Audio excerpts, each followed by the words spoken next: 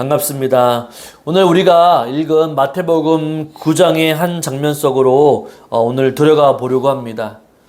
이 장면을 한번 상상해 보십시오. 아주 소란스럽고 먼지가 자욱하며 땀 냄새가 진동하는 현장입니다. 상상해 보십시오. 주님이 가신 곳은 가버나움입니다. 예수님의 선교 본부와 같은 곳이기도 하죠. 수많은 사람들이 예수님의 말씀을 듣기 위해서 한 집에 모여들었습니다. 발 디딜 틈도 없습니다. 문 앞까지 꽉 들어차서 숨쉬기조차도 힘든 그 순간 갑자기 천장에서 우지직 하는 소리가 들립니다. 흙 구스러기가 떨어지고 나무 조각들이 사람들의 머리 위로 쏟아지기 시작합니다. 누군가 지붕을 뜯어내고 있는 것이죠. 그리고 잠시 후 그 뚫린 구멍 사이로 침상 하나가 줄을 매어 매달아 내려옵니다. 그 이후에 침상 위에는 한 중풍병자가 누워 있습니다. 꼼짝도 못하는 사람, 자신의 힘으로는 손가락 하나 까딱할 수 없는 절망적인 사람입니다. 친구들이 그를 예수님 발 앞에 내려놓습니다. 자, 여러분, 이 장면에서 모든 사람의 시선은 어디에 꽂혀 있었을까요? 당연히 저 누워있는 병자입니다. 그리고 모든 사람의 기대는 단 하나였습니다. 바로 예수님이 저 사람을 일으키시겠지, 저 굽은 팔다리가 펴지는 기적을 볼 수 있겠지. 그런데 말입니다. 바로 그 순간, 바로 예수님의 입에서 나온 첫 한마디는 그것에 모인 모든 사람들을 당황하게 만들었습니다. 아니, 어쩌면 실망시켰을지도 모릅니다. 예수님은 일어나라 하지 않으셨습니다. 어떻게 얘기하셨습니까? 고생했다라고도 하지 않으셨습니다. 대뜸 이렇게 얘기했죠. 작은 자야 안심하라, 네 죄사함을 받았느니라. 여러분, 솔직하게 한번 이야기해 보겠습니다. 정말로 여러분들이라고 한다면 이 말이 정말 위로가 될까요? 지금 이 사람은요, 몸이 마비가 되어서 밥벌이도 못하는 상황입니다. 대소변을 받아내야 하는 처지입니다. 친구들이요, 남의 집에 지붕을 뜯어내면서까지 데려온 이유는 딱 하나입니다. 이 병을 고쳐서 사람 구실하게 만들어 달라는 거죠. 그런데 예수님은 뜬금없이 네 죄가 용서되었다라고 말씀하십니다. 아마 그 자리에 있던 사람 중 누군가는 속으로 이렇게 외치고 싶었을 것입니다. 예수님, 죄 용서받는 게 지금 밥 먹여줍니까? 죄사함 받으면 저 마비된 다리가 풀립니까? 일단 사람을 살려놓고 영적인 이야기를 하셔야죠. 당장 먹고 사는 문제가 급한데 죄 타령이라니요. 저는 오늘 여러분에게 이 불편한 질문을 던지며 설교를 시작하려고 합니다. 우리가 교회에 나와서 앉아있지만 사실 우리의 마음속 깊은 곳에서도 이런 불만이 있지 않으십니까? 하나님, 제가 지금 죄 때문에 힘든 게 아닙니다. 저는 돈 때문에 힘이 듭니다. 저는요, 건강 때문에 힘이 듭니다. 제 자녀의 성적 때문에 미치겠습니다. 취업이 안 돼서 죽겠습니다. 그런데 교회에 오면요, 맨날 회개해라, 죄사함 받아라, 은혜 받아라 하고만 말씀합니다. 목사님, 솔직히 말해서 죄 용서 받는다고 제 통장의 잔고가 늘어납니까? 죄 용서 받는다고 내 몸 안에 있던 암덩어리가 사라집니까? 우리는요, 기독교를 내 삶의 현실적인 문제를 해결해 주는 도구로 생각하고 있습니다. 그래서 기도를 합니다. 하나님 이것 좀 해결해 주세요. 저것 좀 고쳐 주세요. 그런데 하나님은요, 침묵합니다. 상황은 나아지지 않습니다. 그때 우리는 생각합니다. 내 기도가 부족한가? 아니면 하나님이 정말로 나를 사랑하는 것일까?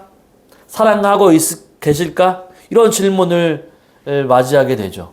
하지만 오늘 본문 우리에게 충격적인 진실을 말해줍니다. 우리가 생각하는 진짜 문제와 예수님이 생각하는 진짜 문제가 다르다는 거죠. 우리는요, 밥을 먹는 것, 밥을 못 먹는 것이 문제라고 생각하지만 예수님은요, 밥을 먹어도 소화할 수 없는 바로 존재의 상태가 문제라고 말씀해 주고 있는 거죠. 오늘 이 시간 왜 예수님은 그 절박한 순간에 굳이 죄의 이야기를 꺼내셨는지 그 논리적인 이유를 파헤쳐 보려고 합니다. 그리고 그것이 왜 오늘을 살아가는 우리에게 밥을 먹는 문제보다도 더 시급하고 본질적인 해결책이 되는지 그 비밀을 함께 풀어보도록 하겠습니다. 여러분, 예수님이 왜 굳이 병고침보다도 죄사함을 먼저 선포하셨을까요? 단순히 영적인 것을 좋아하는 종교 지도자로서 그러셨을까요? 아닙니다. 여기에는 아주 치밀한 법적, 경제적인 논리가 숨어 있습니다. 우선요, 예수님이 말씀하시는 죄사함을 받았다라고 하는 표현에 주목해 봅시다. 우리가 흔히 용서라고 하면요, 무엇이 떠오를까요? 누군가가 나에게 잘못했을 때 괜찮아, 내가 마음 풀게, 내가 먼저 이해할게 라고 말하는 이 감정적인 화해를 생각합니다. 하지만요, 예수님이 사용하신 이 단어는요, 그 당시 1세기 시장, 남대문 시장, 동대문 시장, 그런 시장 바닥에서 그리고 법정에 쓰이던 아주 건조하고 강력한 상업적인 용어였습니다. 이 단어의 본래 의미는요, 바로 빚을 탕감하다, 부채의 기록을 삭제하다, 법적인 구속을 풀어주다라는 뜻입니다. 여러분 상상해 보십시오. 어떤 사람이 갚을 수 없는 막대한 빚을 졌습니다. 빚쟁이들이 매일 찾아와 독촉하고 그 빚 때문에 감옥에 갈 위기에 처했습니다. 이 사람은요, 밥을 먹어도 맛을 모릅니다. 밥맛이 없죠. 잠을 자도 편히 잘 수가 없습니다. 그의 인생 전체가 빚이라고 하는 사슬에 묶여 마비된 상태입니다. 그런데 어느 날 누군가가 찾아와서 그 빚 문서를 뜯어버립니다. 찢어버립니다. 그래서 그 다음에 얘기하죠. 모두 지불되었다. 너는 이제 자유다. 그 사람은 얼마나 기쁠까요? 이것이 바로 예수님이 말씀하시는 죄사함의 진짜 의미입니다. 중풍병의 가장 큰 고통은 단순히 걷지 못하고 몸이 불편한 것이 아니었습니다. 이 당시 유대 사회에서는 질병이라고 하는 것, 내가 중풍병이 낫고 문둥병이 낫고 하는 그 질병들은요, 곧 죄에 대한 하나님의 심판, 죄 때문에 하나님이 심판하셨다라고 생각했습니다. 그래서 사람들은요, 이 중풍병자를 보고 수군거렸을 것입니다. 저 사람이 무슨 끔찍한 죄를 지었길래 저런 천벌을 받았을까?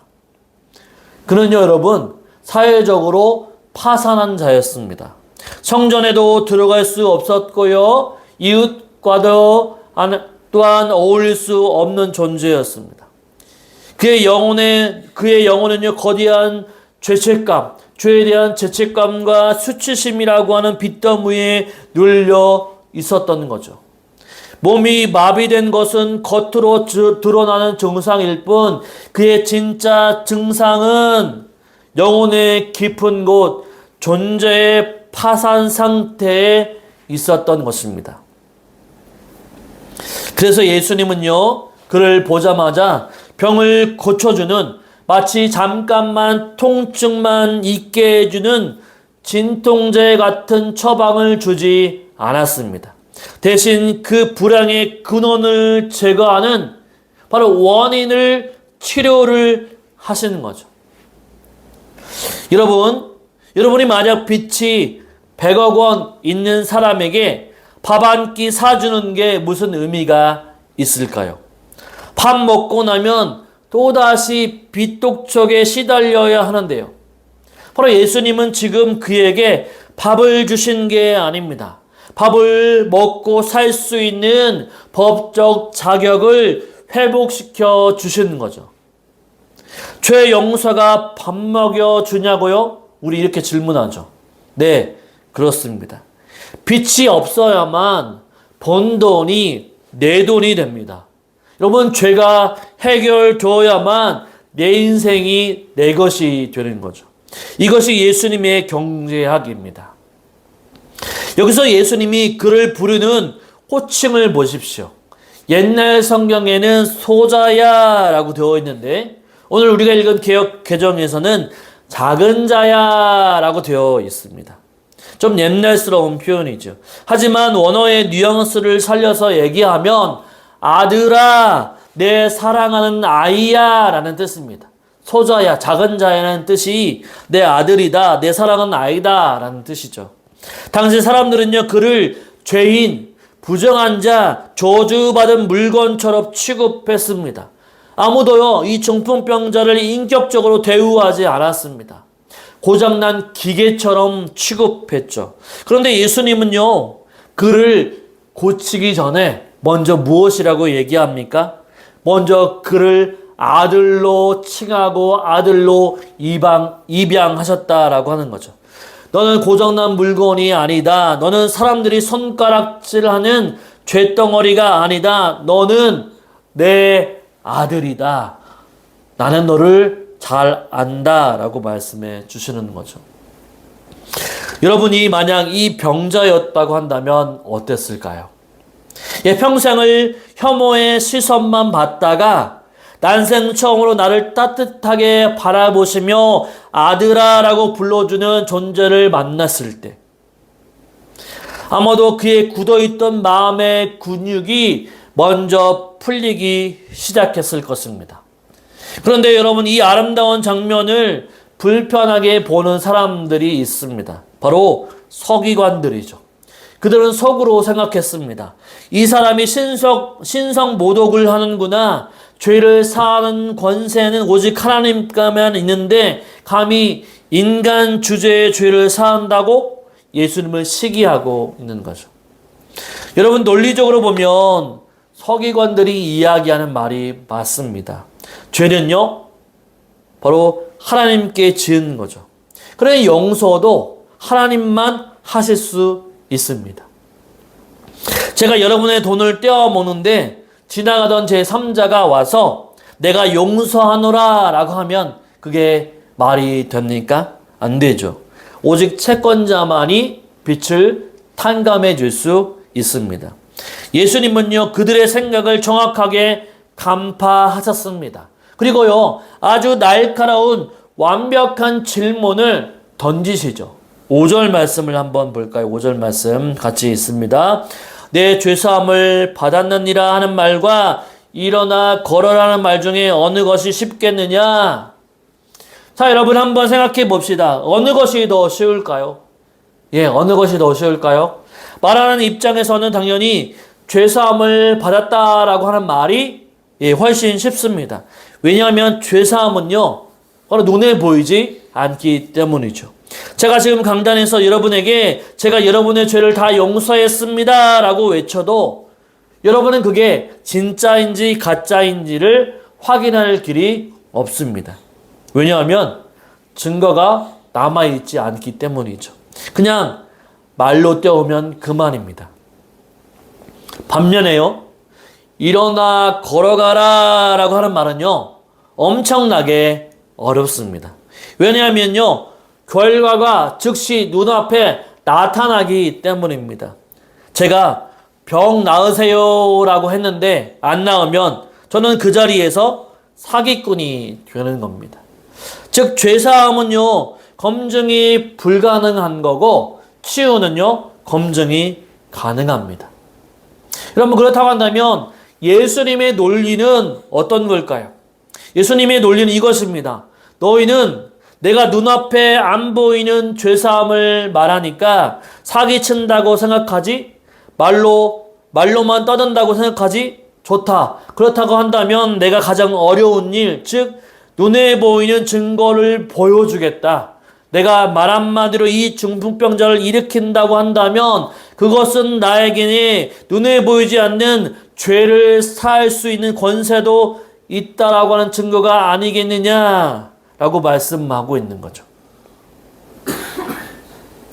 이것이 바로 예수님이 기적을 행하시는 진짜 이유입니다. 중풍병자가 걷게 된 것은 그 자체가 목적이 아니었습니다. 그 목적은요, 바로 예수님이 하늘의 법정에서 죄를 사할 수 있는 재판장, 즉 다니엘 가운데 다니엘에서 예언된 인자라는 사실을 입증하기 위한 시청각 자료일 뿐입니다. 사랑하는 성도 여러분, 우리는 자꾸 눈에 보이는 기적만 구합니다. 보여주세요. 증명해 주세요. 병을 고쳐주세요. 그러나 주님은요 말씀하십니다. 보이는 기적은 껍데기다. 알맹이는 보이지 않는 바로 죄사함이다 라고 말씀하고 있는 거죠. 내가 너희의 병을 고쳐주는 이유는 내가 너의 영혼을 구원할 수 있는 하나님임을 믿게 하기 위함이다 라고 말씀하고 있는 거죠. 정확하게 진정한 목적은 무엇입니까? 바로 그분이 하나님 되심을 증명하는 거죠. 우리의 우선순위가 바뀌어야 합니다. 바로 눈에 보이는 문제가 해결되지 않아서 답답하십니까? 그러나 기억하십시오. 눈에 보이지 않는 죄의 문제가 해결되지 않으면 우리는 영원히 영혼의 중풍병자로 살 수밖에 없습니다. 여러분, 오늘 말씀을 전하는 저는 어떨까요? 겉으로 보면 아주 멀쩡합니다.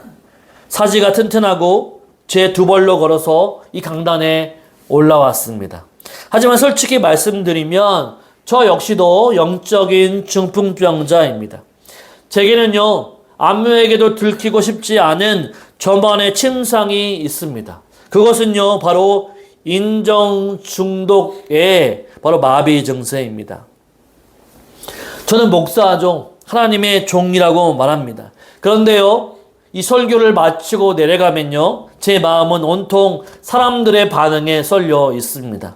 오늘 설교를 좀 어땠을까? 성도들이 은혜를 받았을까? 혹시 내가 말실수는 안 했나? 만약 유튜브에 올려서 유튜브 조회수가 잘 나오면 기분이 날아갈 듯 좋고, 조회수가 떨어지거나 싫어요 하나가 찍히면요, 온종일 우울해서 침대에 누워 있습니다. 이 동기 목사님이 큰 교회를 담임하게 되었다라고 하는 소식을 들으면요, 겉으로는 할렐루야 축하하네 라고 말하지만 바로 속으로는 배가 아파서 잠을 못 잡니다. 나는 왜 이렇게 초라할까? 하나님은 왜 나를 안 써주시나? 라고 하는 이 비교의식과 열등감이 제 영혼을 마비시킵니다. 이게 중풍병이 아니면 무엇일까요? 하나님을 의지한다고 하면서 실상은 사람들의 박수갈채를 의지하고 하나님의 영광을 말하면서 실상은 내 자존심을 챙기는 위선적인 모습. 저는 겉으로는 서서 설교하고 있지만 바로 내면 깊은 곳에서는 인정받고 싶어서, 사랑받고 싶어서 발버둥 치면서 침상에 누워있는 환자였습니다. 제가 이 문제 때문에 하나님께 얼마나 많이 기도했는지 모릅니다. 하나님, 저 좀 고쳐주세요. 하나님, 제발 사람 눈치 보는 병 좀 고쳐주세요. 하나님, 강철 같은 멘탈을 주세요. 누가 뭐라 해도 흔들리지 않은 그런 멋진 목사가 되게 해주세요. 일어나 걷게 해주세요. 라고 많이 기도했습니다. 그런데 여러분, 하나님이 제 기도를 들어주셨을까요? 제가 어느 날 아침에 눈을 떴더니 갑자기 자존감이 폭발하고 세상을 뒤흔들 수 있는 바로 그런 슈퍼 목사가 되어 있었을까요? 아니요. 죄송하지만 저는 여전히 소심합니다. 여전히 댓글 하나에 상처받고 여전히 제 부족함을 들킬까봐 정전긍긍합니다. 하나님은 제 상황을, 제 성격을 바로 드라마틱하게 변화시키지 않으셨습니다. 대신 하나님은요, 제가 기도하는 중에 이런 말씀을 하셨습니다. 오늘 본문에 나와 있는 작은 자야, 즉 내 아들아 라고 하는 음성이었죠. 내 아들아, 너는 왜 자꾸만 강해지려고 하니? 너는 왜 자꾸 내 스스로의 힘으로 그 침상에서 벌떡 일어나서 나 이렇게 훌륭한 목사야 라고 증명하려고 하니? 내가 너를 사랑하는 것은 네가 설교를 잘해서가 아니다. 네가 멘탈이 강해서가 아니다. 네가 사람들한테 인기가 많아서가 아니다. 그냥 네가 내 아들이기 때문이다. 그때 저는 깨달았습니다. 저는 하나님께 강하게 해주세요 라고 기도했는데 하나님은요, 너는 약해도 된다. 내가 너의 아버지가 아니냐라고 대답해 주신 겁니다. 저는 제 인정 욕구라는 병이 낫기를 바랬습니다. 그러나 주님은요, 그 병을 그대로 두신 채 저를 안아주셨죠. 그래, 너는 사람들의 칭찬을 갈급하는 중풍병자다. 너는 여전히 위선적이다. 하지만 나는 그런 너의 죄를 십자가에서 이미 처리했다. 나는 그런 너를 용납했다라고 말씀해 주십니다.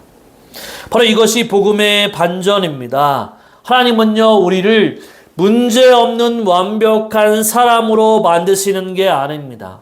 하나님은요, 우리를 문제가 있어도, 약점이 있어도 하나님의 관계 안에서 안전한 사람으로 만드십니다. 여러분 어떻습니까? 남들에게 말 못할 중풍병이 있지 않습니까? 여러분, 우리는 모두 다 돈에 대한 집착, 끊어지지 않는 중독, 남을 미워하는 마음, 겉과 속이 다른 이중생활, 바로 그것을 고쳐달라고, 없애달라고 발버둥 쳐 보셨을 것입니다. 그런데 여러분, 저도 안 됩니다. 목사인 저도 매일 넘어집니다. 하지만 여러분, 괜찮습니다. 우리가 누운 그 절망의 침상보다도 우리를 덮어주시는 하나님의 은혜가 훨씬 더 크기 때문입니다. 여러분, 자, 이제 말씀을 정리해 보도록 하겠습니다. 오늘 본문의 마지막 장면을 다시 한번 떠올려 보십시오.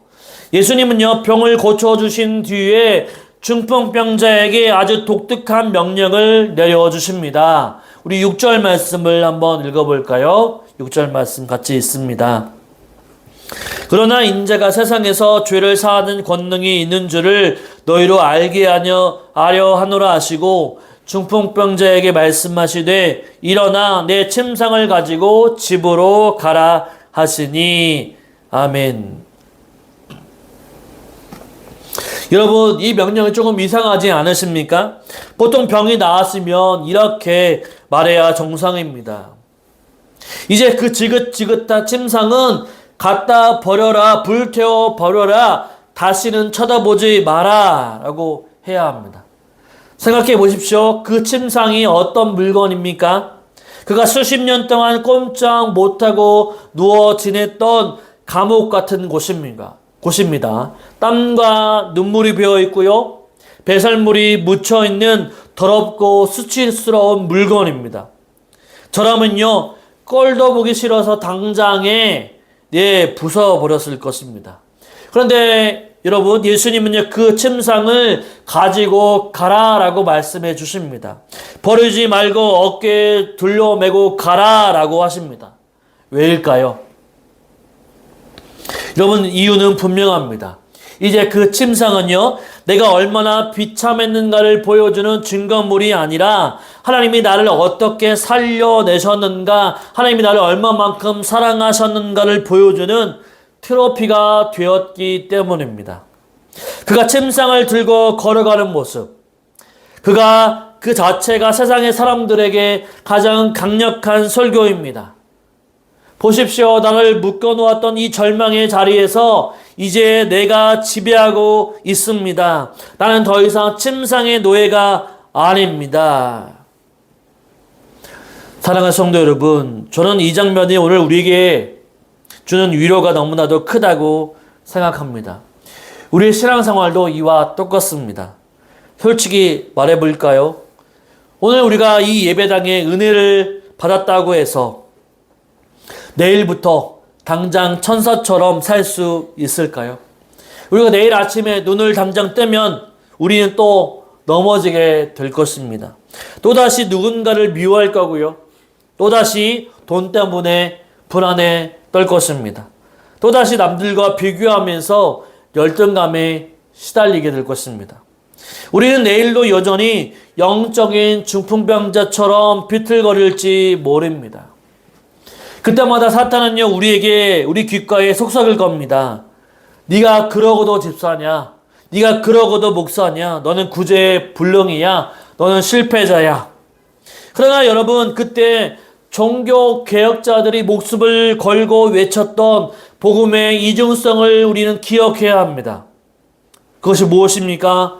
우리는 죄인인 동시에 의인이다라는 사실입니다. 이게 무슨 말도 안 되는 소리냐고요? 우리의 행동을 보면요, 우리는 명백한 바로 죄인입니다. 여전히 실수하고요, 여전히 이기적이고요, 여전히 부족합니다. 이것은 팩트죠. 하지만 동시에 하나님께서 우리를 보실 때 우리의 신분은 완전한 의인입니다. 이것은 진리인 거죠. 어떻게 그럴 수가 있을까요? 바로 하나님께서는요, 독특한 계산법이 있기 때문입니다. 성경은요, 이것을 마치 은행 계좌를 정리하는 회계 장부처럼 설명합니다. 제 인생의 통장을 열어보면요, 잔고가 0원입니다. 아니, 죄의 빚만 가득한 우리의 인생이 마이너스 인생입니다. 영적으로 보면요, 저는 완전히 파산한 상태에 있는 사람입니다. 제 힘으로는 이 빚을 갚을 길이 없습니다. 그런데 하나님께서 제 통장을 검사하실 때 놀랍게도 제 마이너스 잔고를 보지 않으십니다. 대신요, 무엇을 보십니까? 십자가에서 예수님이 입금해 놓으신 무한한 의를 보십니다. 바로 예수님의 그 완벽한 삶, 그분의 거룩하심을 마치 제 통장에 있는 것처럼 여겨 주시는 거죠. 하나님은 저를 보면서 이렇게 계산하십니다. 계산 끝났다. 이 사람의 빚은 다 갚아졌다. 이 사람은 이제 부자다. 이 사람은 의로운 사람이다. 라고 평가하십니다. 바로 이것이 복음인 거죠. 하나님은요, 나를 있는 모습 그대로 평가하지 아니하시고 예수 그리스도를 통해서 새로운 신분으로 대우해 주십니다. 그래서 우리는요, 죄를 짓고 넘어져도 뻔뻔해져도 다시 일어날 수 있는 배짱을 가지게 되는 거죠. 우리의 구원은요, 내가 얼마나 변했느냐에 달려지는 게 아니라 하나님이 나를 어떻게 바라보시느냐에 달려있기 때문이죠. 여러분, 오늘 설교의 제목을 다시 한번 떠올려 보십시오. 죄 용서받는 게 밥 먹여줍니까? 네, 여러분, 밥 먹여줍니다. 아니, 밥보다 더 중요한 살아갈 명분을 우리에게 주십니다. 죄 용서가 없다면 우리는 아무리 성공하고 아무리 건강해도 결국 빚쟁이로 쫓겨나다가 인생을 마감할 것입니다. 그러나 죄 용서를 받았다고 한다면 우리는 비록 건강하고 병들었어도 우주보다 높으신 부유하신 하나님의 상속자로 당당하게 살아갈 수가 있게 됩니다. 여러분 이제 말씀을 맺겠습니다. 여러분 자리에서 일어나십시오. 그리고 여러분의 침상을 드십시오. 여러분의 삶에 여전히 해결되지 않는 문제들이 있습니까? 여전히 여러분을 괴롭히는 약점과 상처, 부끄러운 과거가 있으십니까? 그것을 숨기지 마십시오. 부끄러워하지도 마십시오. 그것이 여러분의 침상입니다. 예수님의 말씀대로 그 침상을 당당하게 어깨에 들고 세상으로 걸어가십시오. 그리고 세상의 사람들에게 이렇게 외치십시오. 그러나 그래 나는 부족하다. 나는 여전히 넘어진다. 그러나 나는 용서받은 사람이다.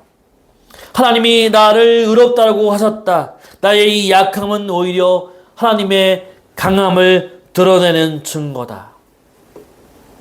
여러분, 완벽하지 않아도 괜찮습니다. 우리는요, 고쳐서 쓰는 물건이 아니라 사랑받아서 살아나는 자녀들이기 때문입니다. 실패의 침상을 은혜의 트로피로 바꾸어 들고 오늘이라고 하는 현실로 당당하게 걸어 들어가는 저와 여러분의 삶이 되시기를 주님의 이름으로 축원을 드립니다.